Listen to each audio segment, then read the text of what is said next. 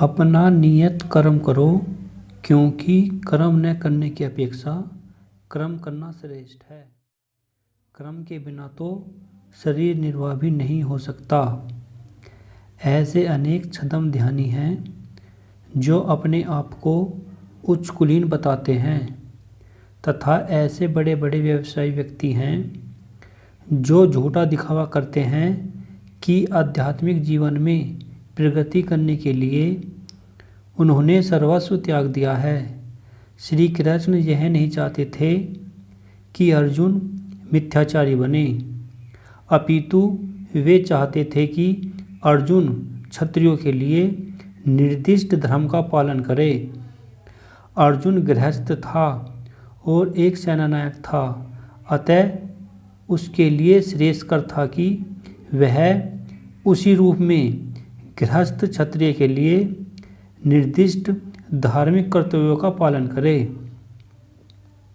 ऐसे कार्यों से संसारी मनुष्य का हृदय क्रमशः विमल हो जाता है और वह भौतिक कलमश से मुक्त हो जाता है। देह निर्वाह के लिए किए गए तथा कथित त्याग का अनुमोदन न तो भगवान करते हैं और न कोई धर्मशास्त्र ही। आखिर देह निर्वाह के लिए कुछ न कुछ करना होता है। भौतिकतावादी वासनाओं की शुद्धि के बिना कर्म का मनमाने ढंग से त्याग करना ठीक नहीं। इस जगत का प्रत्येक व्यक्ति निश्चय ही प्रकृति पर प्रभुत्व जताने के लिए अर्थात इंद्रिय तृप्ति के लिए मलिन प्रवृत्ति से ग्रस्त रहता है। ऐसी दूषित प्रवृत्तियों को शुद्ध करने की आवश्यकता है। नियत कर्मों द्वारा ऐसे किए बिना मनुष्य को चाहिए कि तथाकथित अध्यात्मवादी बनने तथा सारा काम छोड़कर अन्यों पर जीवित रहने का प्रयास न करे। श्री विष्णु के लिए यज्ञ रूप में कर्म करना चाहिए, अन्यथा कर्म के द्वारा इस भौतिक जगत में बंधन उत्पन्न होता है। अतः हे कुंती पुत्र, उनकी प्रसन्नता के लिए अपने नियत कर्म करो, इस तरह तुम बंधन से सदा मुक्त रहोगे। चूँकि मनुष्य को शरीर के निर्वाह के लिए भी कर्म करना होता है, अतः विशिष्ट सामाजिक स्थिति तथा गुण को ध्यान में रखकर नियत कर्म इस तरह बनाए गए हैं कि उस उद्देश्य की पूर्ति हो सके। यज्ञ का अर्थ भगवान विष्णु हैं। सारे यज्ञ भगवान विष्णु को प्रसन्नता के लिए हैं। वेदों का आदेश है यज्ञो वे विष्णु।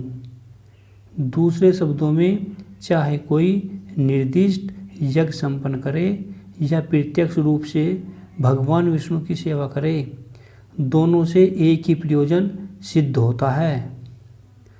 अतः जैसा कि इस श्लोक में संस्तुत किया गया है, कृष्ण भावनामृत यज्ञ ही वर्णाश्रम धर्म का भी उद्देश्य भगवान विष्णु को प्रसन्न करना है।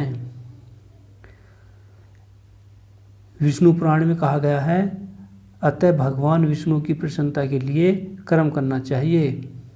इस जगत में किया जाने वाला अन्य कोई कर्म बंधन का कारण होगा, क्योंकि अच्छे तथा बुरे कर्मों के फल होते हैं और कोई भी फल करने वाले को बांध लेता है। अतः कृष्ण को प्रसन्न करने के लिए कृष्ण भावनाभावित होना होगा, और जब कोई ऐसा कर्म करता है तो वह मुक्त दिशा को प्राप्त रहता है। यह महान कर्म कौशल है और प्रारंभ में इस विधि में अत्यंत कुशल मार्गदर्शन की आवश्यकता होती है। अतः भगवत भक्त के निर्देशन में या साक्षात भगवान कृष्ण के प्रत्यक्ष आदेश के अंतर्गत जिनके अधीन अर्जुन को कर्म करने का अवसर मिला था, मनुष्य को परिश्रम पूर्वक कर्म करना चाहिए। इंद्रिय तृप्ति के लिए कुछ भी नहीं किया जाना चाहिए, अपितु हर कार्य कृष्ण की प्रसन्नता के लिए होना चाहिए। इस विधि से न केवल कर्म के बंधन से बचा जा सकता है, अपितु इससे मनुष्य को क्रम से भगवान की वह प्रेमा भक्ति प्राप्त हो सकेगी जो भगवत धाम को ले जाने वाली है। सृष्टि के प्रारंभ में समस्त प्राणियों के स्वामी प्रजापति अर्थात विष्णु के लिए यज्ञ सहित मनुष्यों तथा देवताओं की संततियों को रचा और उनसे कहा, तुम इस यज्ञ से सुखी रहो, क्योंकि इसके करने से तुम्हें सुखपूर्वक रहने तथा मुक्ति प्राप्त करने के लिए समस्त वांछित वस्तुएं प्राप्त हो सकेंगी। प्राणियों के स्वामी अर्थात विष्णु द्वारा भौतिक सृष्टि की रचना बद्ध जीवों के लिए भगवत धाम वापस जाने का सुअवसर है। इस सृष्टि के सारे जीव प्रकृति द्वारा बंध है, क्योंकि उन्होंने श्री भगवान विष्णु या कृष्ण के साथ अपने संबंध को भुला दिया है। इस शाश्वत संबंध को समझने में वैदिक नियम हमारी सहायता के लिए हैं। जैसा कि भगवत गीता में कहा गया है, भगवान का कथन है कि वेदों का उद्देश्य मुझे समझना है। वैदिक स्तुतियों में कहा गया है, अतः जीवों के स्वामी प्रजापति श्री भगवान विष्णु हैं। श्रीमद् भागवत में भी शील सुखदेव गोस्वामी ने भगवान को अनेक रूपों में पति कहा है। प्रजापति तो भगवान विष्णु हैं और वे समस्त प्राणियों के, समस्त लोकों के तथा सुंदरता के स्वामी हैं और हर एक के त्राता हैं। भगवान ने इस भौतिक जगत को इसलिए रचा कि बद्ध जीव यह सीख सके कि वे विष्णु को प्रसन्न करने के लिए किस प्रकार यज्ञ करें, जिससे वे इस जगत में चिंता रहित होकर सुखपूर्वक रह सकें तथा इस भौतिक देह का अंत होने पर भगवत धाम को जा सकें। बद्ध जीव के लिए ही यह संपूर्ण कार्यक्रम है। यज्ञ करने से बद्ध जीव क्रम से कृष्णा भावना भावित होता है और सभी प्रकार से देवतुल्य बनता है। कलयुग में वैदिक शास्त्रों ने सकीर्तन यज्ञ भगवान के नामों का कीर्तन का विधान किया है और इस दिव्य विधि का प्रवर्तन चैतन्य महाप्रभु द्वारा इस युग के समस्त लोगों के उद्धार के लिए किया गया है। सकीर्तन यज्ञ तथा कृष्ण भावनामृत में अच्छा तालमेल है।